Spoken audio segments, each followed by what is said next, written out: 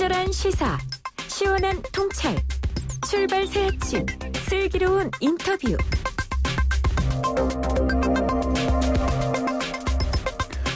네, 사랑제일교회 발 코로나19 누적 확진자가 457명에 이른다는 중앙방역대책본부 발표 어제 있었죠. 자, 이거는 이제 전날보다 138명이 추가된 것이었는데, 자, 사랑제일교회 전광훈 목사도 역시 확진 판정받았습니다. 전 목사가 주도한 광화문 집회 현장에 있었던 이용필 뉴스엔조이 기자와 연결해서 자세한 이야기 나눠보겠습니다. 안녕하십니까? 네, 안녕하세요. 자, 8.15 광화문 집회 현장에 계셨습니까? 네네. 한 얼마 동안 진행되고 어떻게 지켜보셨죠? 이제 지난주 토요일에 이제 8.15 집회가 열렸었는데요. 그러니까 12시부터 시작해서 그날 한 5시 정도까지 진행이 됐는데, 일부 참가자는 새벽까지 남아서 계속 집회를 했었고요. 새벽까지요? 네네. 아하. 그럼 거의 12시간 이상을 시위 현장에 있던 사람들도 있다는 얘기네요? 네, 일부 참가자들은 끝까지 남아서 계속 이렇게 집회를 했습니다. 그 집회하면서 구체적으로 어떤 식으로 집회를 했습니까? 그분들은? 예, 일단은 이 집회 현장에는 서울 수도권뿐만 아니고 전국 각지에서 관광버스를 대절해서 참석을 했고요.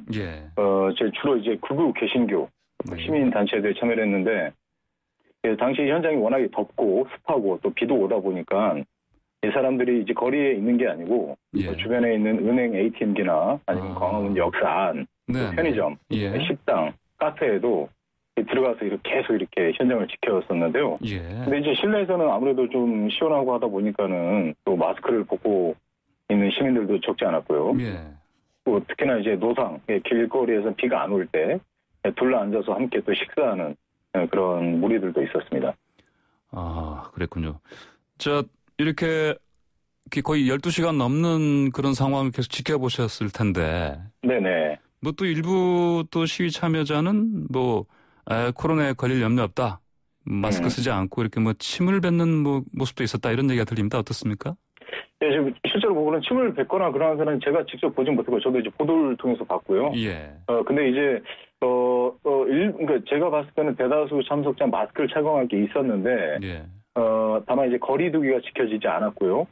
말 그대로 다닥다닥 붙어 앉아 있거나 아니면 선체로 집회를 했고, 특히 이제 아무래도 집회다 보니까는 구호나 기도, 찬양할 때 크게 소리를 지르는 등 좀 위험한 상황도 자주 볼 수 있었습니다. 전 목사의 연설이라고 해야 될까요? 그것도 지켜보셨습니까? 네네. 어떻게 하시던가요, 그분은? 네, 늘 하던 소리인데, 제가 작년 10월부터 전 목사가 광화문 집회에서 반 정도 집회를 해오지 않았습니까? 늘 하던 소리, 이제 문재인 정부를 규탄하고, 그리고 이제 좀 흥미로운 발언했는데, 본인이 사랑제일교회가 어떤 코로나 바이러스에 테러를 당했다. 아, 테러를 당했다. 이전에 그래서 테러를 당했기 때문에 이번에 확진자가 계속 나오는 거다. 확진자가 계속 늘어나는 이유가 교회가 테러를 당했다. 이렇게 설명하던가요? 예, 맞습니다. 제가 그래서 좀 더 자세한 얘기를 좀 듣기 위해서, 그제였죠? 그제 한번 좀 전화 인터뷰를 해서, 근거를 물어봤는데, 본인은 이제 테러가 북한의 소행일 것 같다. 북한의 소행이요? 네. 그래서 근거가 뭐냐 이렇게 물어봤더니, 이 코로나 확진자가 나오기 2주 전부터 제보가 본인한테 계속 들어왔다. 교회 이상한 사람들이 와서 뭘 뿌리고 다닌다. 그래서 그거를 현재 지금 영상 분석 중이다. 라고 이렇게 주장을 하고 있습니다. 2주 전부터 수상한 사람들이 와서 뭔가 뿌렸다. 그리고 그 모습을 담은 이를테면 CCTV 화면이겠죠? 그렇죠. 그런 걸 분석하고 있다고 하는 그런 설명을 했단 말씀이죠? 그래서 원래는 이제 평소에는 지금까지 6개월 동안 교회 내에서 계속 집회도 해오고 매일 어떤 교회에서 계속 상주하다시피 했는데, 지금까지 안 나오다가 이 8.15 대회를 앞두고 사람들이 대거 나오는 그 이유가 어디에 있겠느냐. 누군가 분명히 와서 이렇게 뿌린 건데, 바이러스 뿌린 거다. 이렇게. 바이러스가 무슨 밀가루도 아니고. 네, 맞습니다. 어떻게 뿌립니까, 그거를? 네. 좀 황당한 주장인데, 어쨌든 이분들이 뭐 영상 분석하고 있다고 하니까 어쨌든 뭐 다시 한번 연락해서 어떻게 결과가 나왔는지 알아보셔야겠네요. 이 기자께서. 네, 한번 예. 한번 확인해 보도록 하겠습니다. 자, 그런데 이 기자께서도 거기 하루 종일 있다 보니까 아무래도 걱정스럽지 않습니까? 그 코로나19 검사 받지 않으셨어요, 혹시요? 네, 저도 이제 특별히 증상은 없고요. 어제 이제 받았고 이제 저도 이제 자가격리하면서 이제 결과를 기다리고 있습니다. 아, 그러시군요. 네네. 이렇게 계속해서 뭐 이런 정광훈 목사의 그 집회 현장 계속해서 이렇게 취재하시는 이유 뭡니까? 집중적으로 이 부분만 파시는 것 같은데 계속해서. 네. 그러니까 사실 이제 이 정광훈 목사가 과잉 대표되는 기독교 안에서 과잉 대표되는 측면이 있었고요. 아, 그렇습니까? 이제 기독교계에서 전 목사가 과잉 대표된다. 그럼 결국 뭐 대표라고 할 수가 없다 이런 말씀인가요? 네, 그럼요. 사실 이제 작년 6월에 정광훈 목사가 한기총 대표회장이라는 타이틀을 내걸고 문재인 대통령 하야를 선언하면서 사회적으로 좀 많이 주목을 받았거든요. 왜냐하면 교계 안에서는 한기총이라는 단체가 이미 대표성을 상실한 지가 오랜데 일반 사회나 시민들은 잘 모르지 않습니까? 한기총 하면 뭐 기독교를 대표하는 단체지. 그래서 한국 기독교 총연합회 약자죠, 이게. 그렇죠. 예. 그래서 그렇게 사회적으로 이슈가 됐는데 사실은 한기총은 앞서 말씀드렸다시피 대표성을 상실했고 그런데 이제 정 목사는 자기가 한기총 대표고 한국교회를 대표한다. 1200만 성도를 대표한다는 그런 식으로 계속 주장을 하면서 집회와 이런 것들을 계속 해왔기 때문에 이거는 좀 문제가 있다. 그래서 이거는 좀 아니다. 바로 잡아야 된다라는 그런 생각에서 계속 취재를 해왔습니다. 아, 그러시군요. 자, 아까 그 취재 현장에 계시다 보니까 그 이제 시위 참여하신 분들이 뭐 날씨가 더우니까 습하니까 뭐 이를테면 뭐 현금 자동 인출기라든지 맞습니다. 뭐 근처에 카페라든지 편의점 이런 데 들어가서 있는 모습 많이 보셨다고 하셨어요. 예. 자, 그러면 뭐 당연히 이분들 중에 혹시나 뭐 이제 이를테면 코로나19에 걸리신 분들도 있을 수 있지 않겠습니까? 그럼요. 예. 그런 부분 때문에 이를테면 뭐 가게 주인이라든지 종업원들이 걱정을 많이 했을 것 같은데 어떻습니까? 사실은 이제 좀 그런 것들을 좀 걱정을 하고 민감해 하셔야 되는데 아무래도 요즘 경제가 어렵다 보니까는 또 마치 성수기처럼 그렇게 또 장사를 많이 하시더라고요. 그래서 좀 일단은 그 방역들을 또 다시 한번 하시고 소독도 하시고 좀 그러시는 게 좋지 않을까 생각합니다.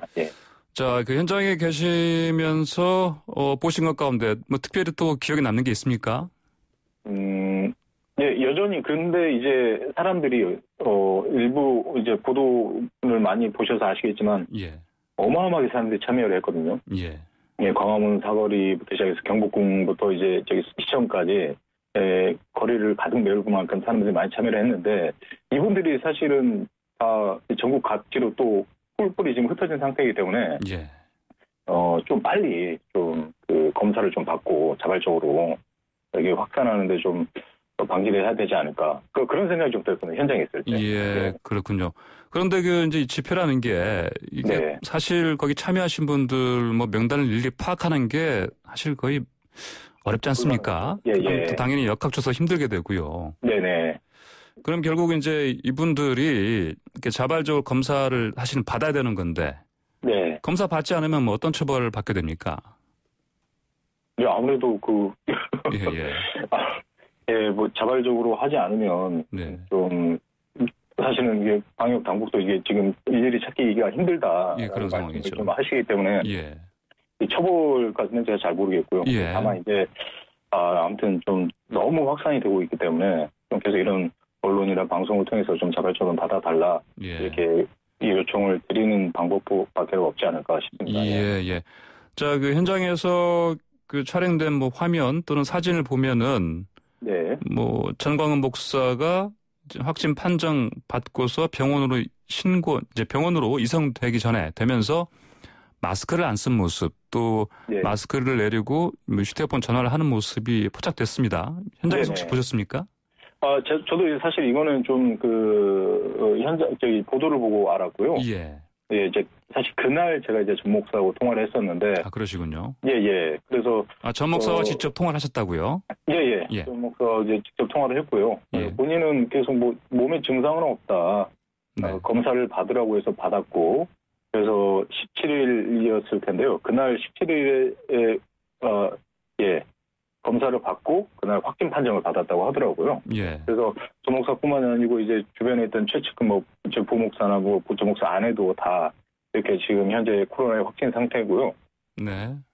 그래서 좀 사실 이제 그때 마스크를 턱 밑으로 내리고 막 웃으며 통화를 하고 구급자에 타서도 마스크를 올리지 않는 그런 모습을 보이긴 했는데 사람들이 왜 저러냐 이게 자꾸 마스크를 올리고 좀 어떻게든 좀 그런 모습 보여야 되는 거 아니냐는데 본인도 좀 민망해서 좀 그런 게 아니었을까 좀 그런 저는 그렇게 생각을 하고 있습니다.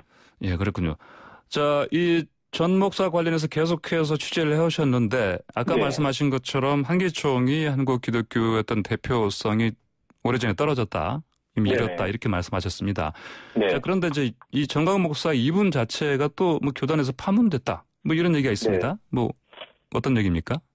네, 뭐 아시다시피 이제 개신교에는 이제 300개가 넘는 교단이 있습니다. 예.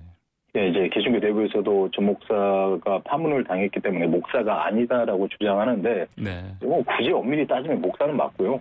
예. 현재 좀 전 목사 자신이 세운 또 다른 그 어떤 교단이 있는데 군소교단이 있는데 거기에 소속돼 있는 목회자라고 볼 수 있겠습니다. 야, 그러시군요. 예. 저기 현장을 계속 취재하시고 지키신 기자분이라서 제가 좀 여쭤볼 게 많은데 좀 시간이 벌써 좀 됐습니다. 그래서 다음번에 이제 양성 판정 안 받으시고 예. 그리고 음성 판정 나오시고 시간 되시면 직접 스튜디오 나오셔서 한번 얘기 좀 나눠보시죠. 네, 알겠습니다. 네, 오늘 말씀 감사합니다. 네, 감사합니다. 네, 지금까지 뉴스엔조의 이용필 기자였습니다.